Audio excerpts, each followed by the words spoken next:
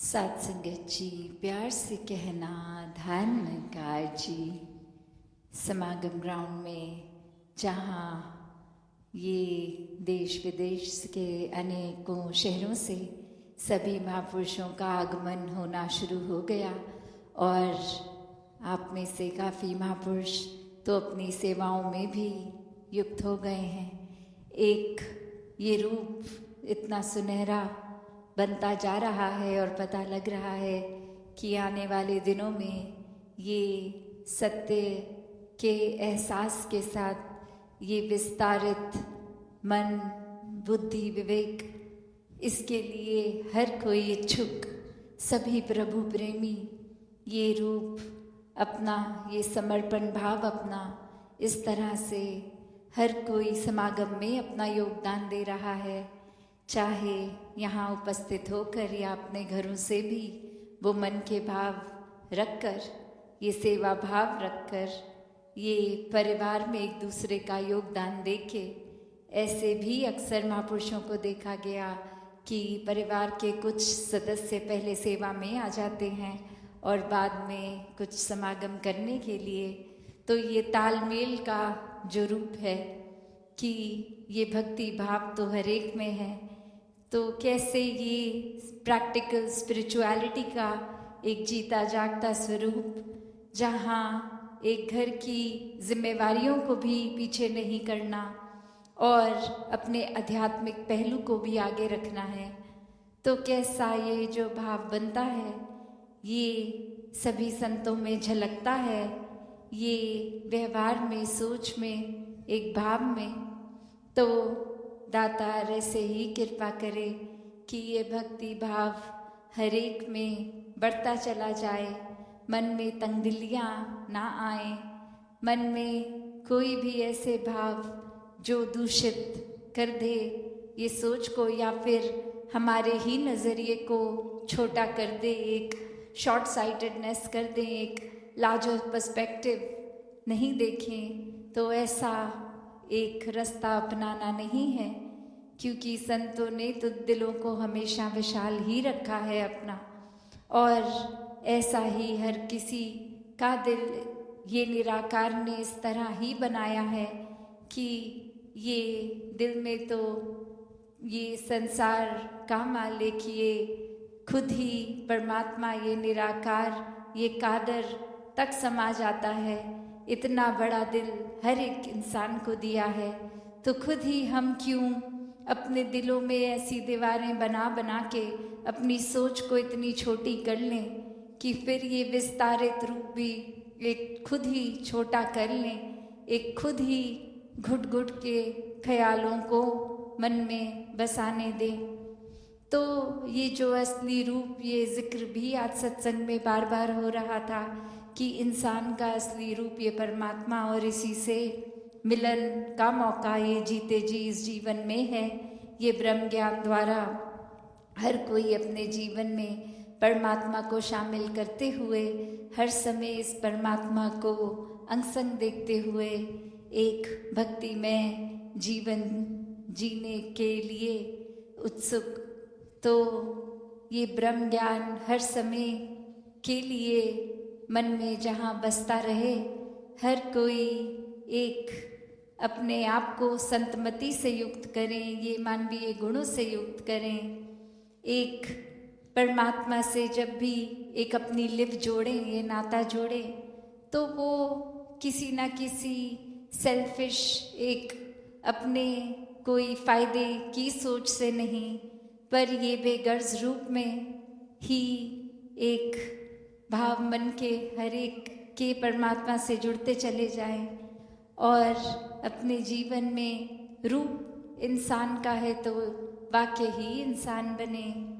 नहीं तो एक शायर ने भी जैसे कहा, आदमी, इंसान, फरिश्ता, खुदा, इंसान के हैं अनेकों रूप, कि कैसे एक ही इंसान जहाँ अपने आप को किसी भी लेवल पे ले जा सकता है, कोई तो इस तरह से जीवन जी लेता है कि वो एक आदमी है तो आदमी का ही जीवन जी रहा है, एक वही रोल्स एंड रिस्पॉन्सिबिलिटीज़ इस माया में इस तरह जी रहा है, और कोई अपने आप को वो सब करते हुए भी अपने मन में ये रूहानियत के साथ जुड़ के इंसानी जीवन ऐसा जी रहे हैं कि वो फरिश्ता नाम दे दिया कि ये तो चाहे इंसान के शरीर में है, पर ये कितनी एलिवेटेड सोल हैं, ये कैसे एक फरिश्ता रूप अपना जीवन जी रहे हैं, ये तो हर एक के काम आते हैं, ये तो हर एक के लिए मन में दर्द रखते हैं।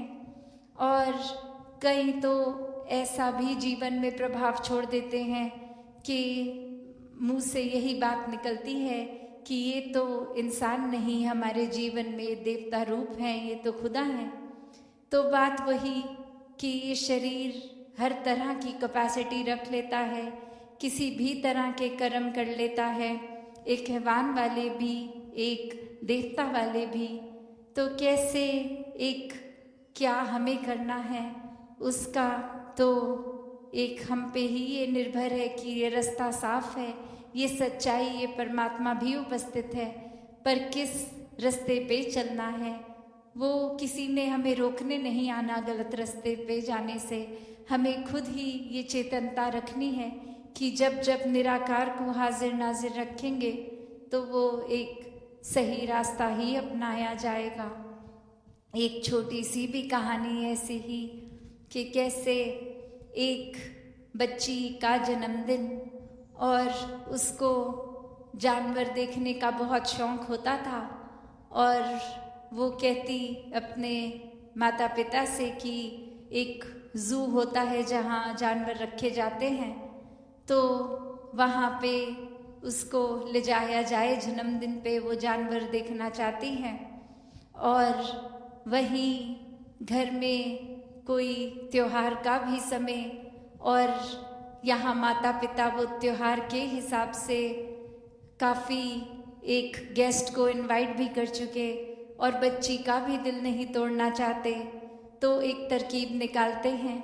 वो कहते हैं कि जो जो मेहमान आ रहे हैं उनको फ़ोन करके बोल देते हैं कि आप कोई एक जानवर अपने साथ लेकर आएं, और ऐसे ही कोई अपने साथ बिल्ली ला रहा है, कोई कुत्ता, ऐसे अनेकों जानवरों के साथ अब वो उस घर में जैसे ही आते हैं और वहाँ एक गाड़ी जिसमें सब आते हैं और बोला जाता है कि आप अपनी गाड़ी में अपने जानवरों को छोड़ दीजिए और आप अंदर आ जाइए।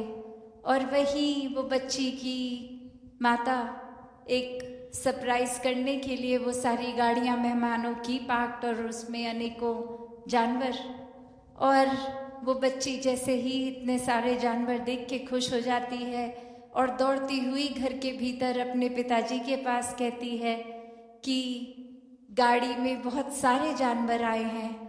और वही पिताजी कहते हैं, अरे बेटा नहीं, ये तो आदमी हैं। तो कैसे ये भाव कि चाहे ये तो एक मजाक रूप में, एक हंसी के रूप में शायद ये कहानी किसी ने उस भाव से लिखी हो, पर अगर पकड़ने वाली बात है इसमें कि ये एक बच्ची जो देख रही है कि गाड़ी में जानवर आए हैं, पर वाक्य में तो गाड़ी में तो इंसान जानवर लेकर आए थे, और कैसा ये इंसान का रूप जो एक भाव जो लेखक ने इसमें दर्शाना चाहा कि कैसे ये जानवरों का आना नहीं, इंसानों का आना हुआ एक तरह से, और वो इंसान बताने के लिए परिचय ये दिया जा रहा है कि इंसान है ये, जानवर नहीं है, जानवर नहीं आए, इंसान आए हैं। तो कैसे ये रूप इंसान का बदलता रहता है, जैसे मन में भाव वैसा ही रूप, और कैसे ये रूप के अनुसार एक कैरेक्टरिस्टिक बनता है, एक हर किसी के साथ वो फिर इमोशनल एक फीलिंग भी आती है दूसरे को कि कहीं किसी के आने पर सुकून मिलता है और किसी के आने से बेचैनी। तो कैसा एक अपना परिचय बनाना है जो कि एक असली परिचय तो ये परमात्मा ही है एक हर एक इंसान का, कि असली रूप तो इस आत्मा का परमात्मा ही है। बस ये शरीर, ये आकार कुछ सालों के लिए जैसा भी है वैसा है। तो ये जो असली सच्चाई है, एक असली परिचय, ये सेल्फ रियलाइजेशन की बात जो है, तो ये तो एक परमात्मा ही है जो असली रूप इंसान का, और इंसान के ही ऊपर है अब कि जीते जी अपने असली रूप वो स्रोत की ओर जाना है, या फिर एक बनावटी रूप, एक शुरुआत एक बुरी सोच से, एक छोटे छोटे खुदगर्जियों से करते हुए, और यहाँ तक एक जानवरीय प्रवृत्ति भी अपना लेता है और बिल्कुल झिझकता नहीं इंसान फिर किसी को गिराने में, चोट पहुँचाने में, किसी के एक सुख दबोच कर एक उस तरह से अपना डर दबाव हुकूमत बनाने पे। तो इंसानों को तो जहाँ परमात्मा स्वरूप बनना है, ये उद्देश्य है इंसानी जन्म का, कि मन को जोड़ लें परमात्मा से और बन जाए फिर परमात्मा ही। और कैसे ये चॉइस होते हुए भी एक चुनाव होता है छोटी छोटी मायावी आकर्षणों का, कि अगर किसी को हम झूठ बोल देंगे तो कुछ धन दौलत का हमारा इससे कोई फ़ायदा हो जाएगा, किसी की नज़र में हम अच्छे लगेंगे, दूसरे की बुराई करके किसी को पसंद आने लगेंगे।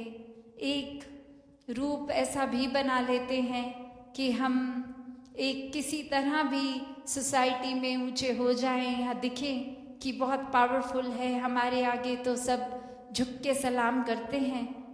तो ऐसा रूप जहाँ इंसानियत आज अपनाने लग पड़ी है कि असली कोर वैल्यूज़ को छोड़ के एक बनावटी रूप, चाहे उसमें इतना जिक्र बार बार जो आता है कि ये हमेशा से रूप अलग होते गए, कि पहले अगर एक किसी इंसान को कोई पसंद नहीं करता था तो उसके आने पे एक तरीका कुछ ऐसा होता था कि वो अगर घर भी आए हैं तो एक अपने कमरे में अलग चले गए, या उस इंसान के आगे अखबार खोल के पढ़ने लग गए और ऐसे करने लग गए कि कुछ बहुत ज़रूरी है इसलिए उनसे बात नहीं कर सकेंगे, व्यस्त हैं।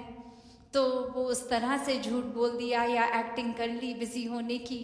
और आज वही, चाहे एक साइंटिफिक प्रोग्रेशन की वजह से नए नए गैजेट्स आ गए हैं, मोबाइल फ़ोन्स आ गए हैं, तो आज ऐसा ही कि अगर किसी से हमें बात नहीं ज़्यादा समय बिताना तो किसी अपने मित्र को बोल देते हैं कि 10 मिनट में हमें फ़ोन कर लेना, कि हम फटाफट ऐसा बोल दें कि अब हमें जाना है और आपके साथ नहीं रुक सकते, एक ऐसे चुपके से मैसेज पहले ही कर देते हैं। तो कैसे ये बात वो नहीं है कि कोई गैजेट बुरा है या कोई एक नए ज़माने के हिसाब से बुरी चीज़ें आ रही हैं, ये तो सोच की बुराई है। वरना तो अगर उदाहरण देखें तो एक चाकू तो अपने आप में चाकू है, उसका काम तो काटना है, वो अपने आप में अच्छा या बुरा नहीं है।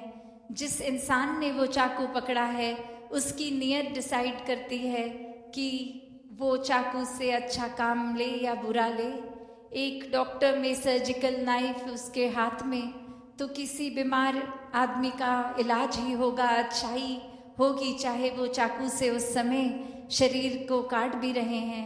और वहीं किसी दानव प्रवृत्ति वाले इंसान जो दंगे फसाद कर रहे हों, उनके हाथ में चाकू तो किसी मासूम को भी पीड़ा देते हैं।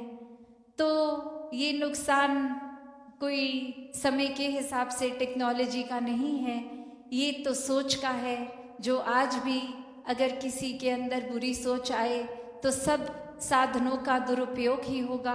और पहले जब इतना प्रोग्रेस नहीं था उस समय भी देखें तो भी बुरी सोच वालों ने तो हमेशा नुकसान ही किया है, और ये नुकसान अपने आप से शुरू करते हैं। ये ख्याल भूल जाते हैं उस होड़ में कि दूसरे का नुकसान हो जाए, उसी की ओर लगे रहते हैं।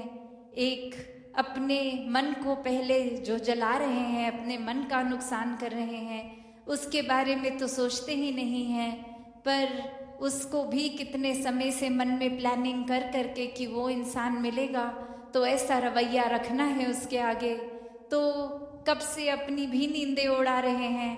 और जिस इंसान का नुकसान होना है उसको तो आराम है, उसको तो पता भी नहीं उसके अगेंस्ट कोई साजिश रची जा रही है, वो तो घर में आराम से सो रहा है। और ये भी पॉसिबिलिटी है कि अपनी तरफ से जो नुकसान किसी का करना था वो कार्य कर भी दिया, और फिर भी वो सामने वाला संत प्रवृत्ति हर चीज़ इस निराकार की रज़ा को मानते हुए कि चलो ऐसा हो भी गया तो भी हमने मन पे असर नहीं लिया, वो दूसरे सामने वाले के लिए तो कोई बुरी सोच भी नहीं रख रहे, कोई असर ही नहीं हुआ हो जैसे। तो यहाँ नुकसान किसका, जो इतनी देर से अपने सोच को, बुद्धि को, मन को जला रहा था, और जिसके लिए जला रहा था उस इंसान पे तो सिर्फ परमात्मा का ही रंग चढ़ा हुआ।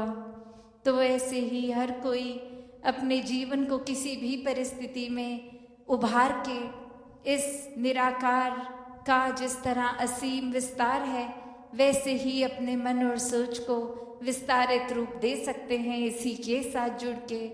तो हर कोई अपने जीवन को भक्तिमय जीवन इस निराकार के साथ जोड़ के बनाकर जीते चले जाएं। साथ संगत जी, धन निरंकार जी। साध संगत जी, प्यार से कहना धन निरंकार जी। साध संगत जी, आप जी के चरणों में बहुत ही सुंदर विचार आशा है प्रमाण करें और ध्यान से सुने। साध संगत जी,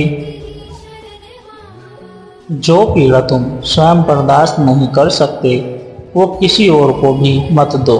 कुदरत का ये नियम है कि जो हम आज दूसरों को दे रहे हैं वही कल पाओगे। साध संगत, कर ले बंदे कायम दिल दा पारा रहे, अवतार मिले जे साधु पूरा मन ना ए अवारा रहे। साध संगत जी, सत्संग अवश्य किया करे, इससे सकारात्मक भावों का जन्म होता है, सकारात्मक से जीवन सुंदर बनता है। अगर हमने अच्छा इंसान बनना है तो अपने लिए बनना है, किसी को दिखावे या प्रभावित करने के लिए नहीं बनना। कमल चाहे पानी में रहता है पर इसका ध्यान सूर्य की ओर ही होता है। ठीक इसी प्रकार गुरुमुख भले ही संसार में रहता है परंतु उसका ध्यान अपने सद्गुरु के चरणों में ही रहता है। साथ संगत जी, जिंदगी हर मोड़ पर एक इम्तिहान लाती है, हर मुश्किल घड़ी में हमें कुछ नया सिखाती है। कुछ भी बेवजह नहीं होता, जिंदगी के सफ़र में हर ठोकर हमें संभल कर चलना सिखाती है। ऐसी में दुआओं के साथ नमन वंदन। साथ संगत जी, कोहरे से एक अच्छी बात सीखने को मिली कि जब जीवन में कोई रास्ता दिखाई न दे रहा हो तब बहुत दूर तक देखने की कोशिश व्यर्थ है। धीरे धीरे एक एक कदम चलो, रास्ता खुलता जाएगा। साथ संगत, जिंदगी हसीन है, जिंदगी से प्यार कर लो, और रात तो सुबह का इंतजार करो, वो पल भी आएगा जिस पल का इंतजार है आपको। बस भगवान पर भरोसा और वक्त पर एतबार करो। साथ संगत जी, लेकिन सतगुरु के वचनों पर चलना बहुत ही कठिन है। जो सतगुरु के वचनों पर चल गया उनको जन्नत नसीब हो जाती है। एक निवाला पेट तक पहुंचने का ईश्वर ने क्या खूब इंतजाम किया है। भोजन अगर गर्म हो तो हाथ बता देता है, सख्त हो तो दांत बता देते हैं, कड़वा तीखा हो तो जुबान बता देती है, बासी हो तो नाक बता देती है। बस मेहनत का है या ईमानदारी का या बेईमानी का, इसका फैसला आपको करना है। समय विश्वास हो, सम्मान ऐसा पक्षी है जो उड़ जाए तो कभी वापस नहीं आते। राम की कमाई से अपनी शक्लों को तो संवार सकते हो लेकिन अपनी नस्लों को नहीं। साथ संगत जी, ये जिंदगी है, इसमें तमाशे होते रहेंगे सारी उम्र। परवाह मत कर, बस तू यह ख्याल रख कि किरदार तेरा बेदाग रहे। जीवन के रास्ते में आ रहे जीवन के उतार चढ़ाव के सभी अनुभवों का स्वागत कीजिए। पता नहीं कौन सा अनुभव हमारी जिंदगी बदल दे। साथ संगत, श्री अष्टवक्र गीता श्लोक 4 अध्याय 17, जिसकी प्राप्त हो चुके भोगों की आसक्ति नहीं है और न प्राप्त हुए भोगों की इच्छा नहीं है, ऐसा व्यक्ति संसार में दुर्लभ है। संत अपनी जिम्मेदारी खूब निभाते हैं। संत सबको अपने परिवार मानते हैं। पूरी मानवता हमारा परिवार, चाहे कितने भी स्मृति दाता दे दे, लेकिन कभी गुरुमत का दामन नहीं छूटे। मोह नहीं विकराल है कोई न मोह नदी विकराल है कोई न उतरे पार, सतगुरु के बट साथ लई हंस होए जमन्यार। अर्थात सत्संग जी है मोह माया की नदी भयंकर है, इसे कोई नहीं पार कर पाता है।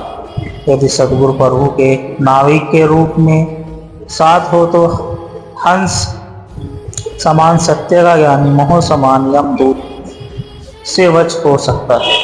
मोह मगर संसार है कन्या रही कुमारी, कहू श्रुति जो न करी ताते फिरी उतारी।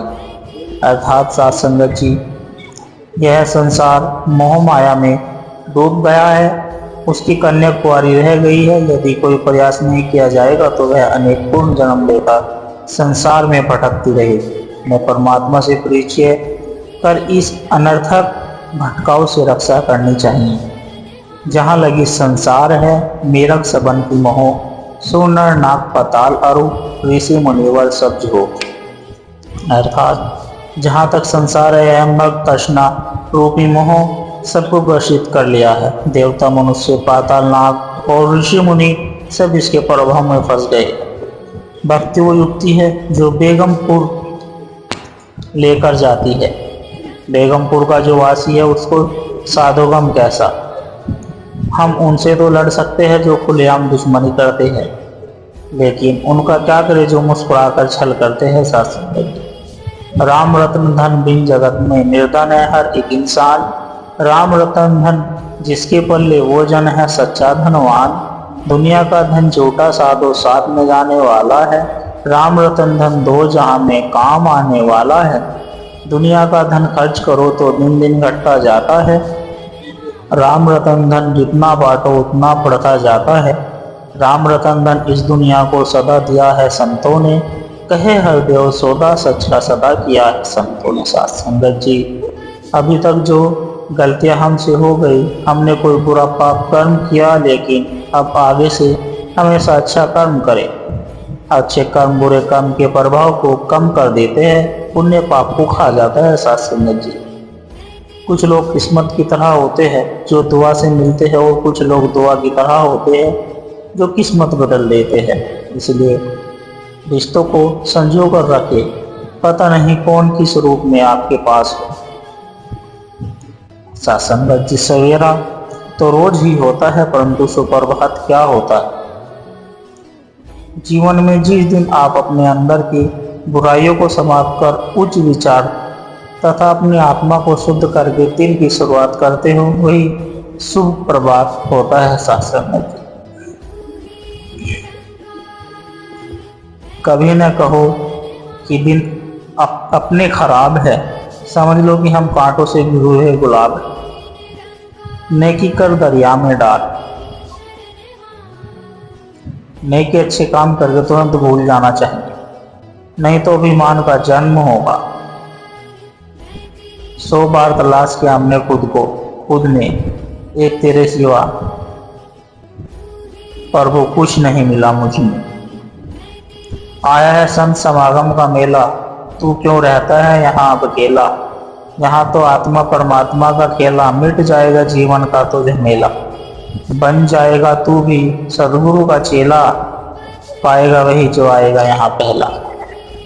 सत्संग जी, प्यार से कहना धन निरंकार जी।